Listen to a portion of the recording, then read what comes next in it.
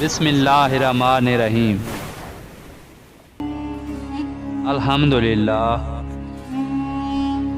جس کی مداح تک بولنے والوں کی رسائی نہیں، جس کی نعمتوں کو گننے والے گن نہیں سکتے، نہ کوشش کرنے والے اس کا حق ادا کر سکتے ہیں، نہ بلند پرواز ہمتیں اسے پا سکتی ہیں، اور نہ عقل و فہم کی گہرائیاں اس کی تہہ تک پہنچ سکتی ہیں۔ اس کی کمال ذات کی کوئی حد متعین نہیں،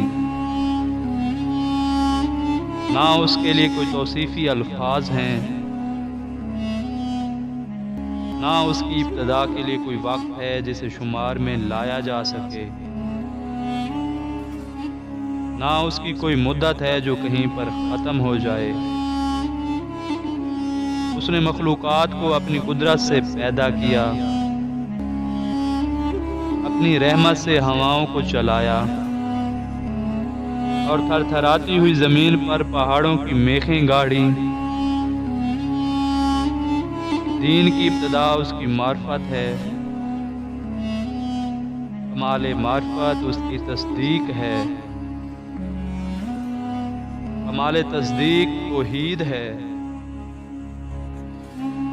کمال توحید تنزیہ و اخلاص ہے،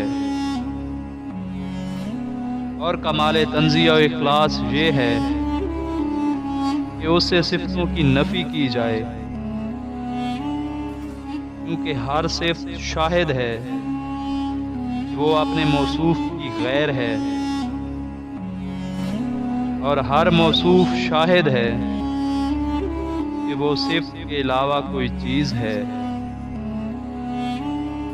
لہذا جس نے ذات الہی کے علاوہ صفات مانے،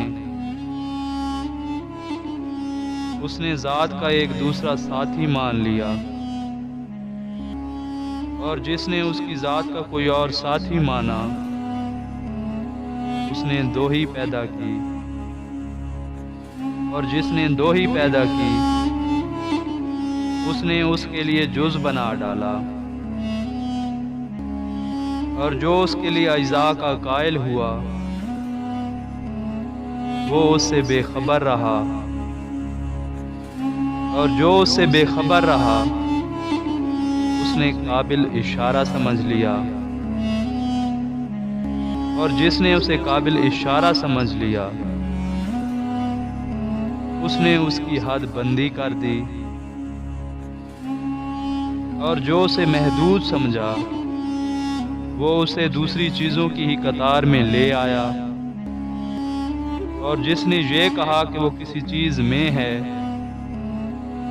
اس نے اسے کسی شے کے ضمن میں شمار کر لیا،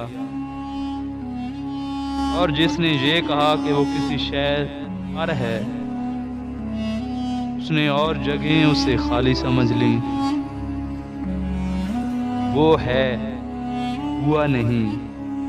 موجود ہے مگر عدم سے وجود میں نہیں آیا، وہ ہر شے کے ساتھ ہے،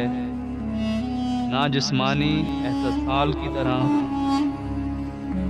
وہ ہر چیز سے علیحدہ ہے، نہ جسمانی دوری کی طرح،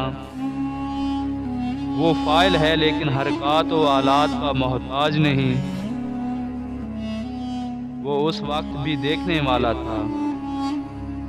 جبکہ مخلوقات میں کوئی چیز دکھائی دینے والی نہ تھی، وہ یگانہ ہے اس لیے کہ اس کا کوئی ساتھی ہی نہیں ہے جس سے وہ مانوس ہو اور اسے کھو کر پریشان ہو جائے۔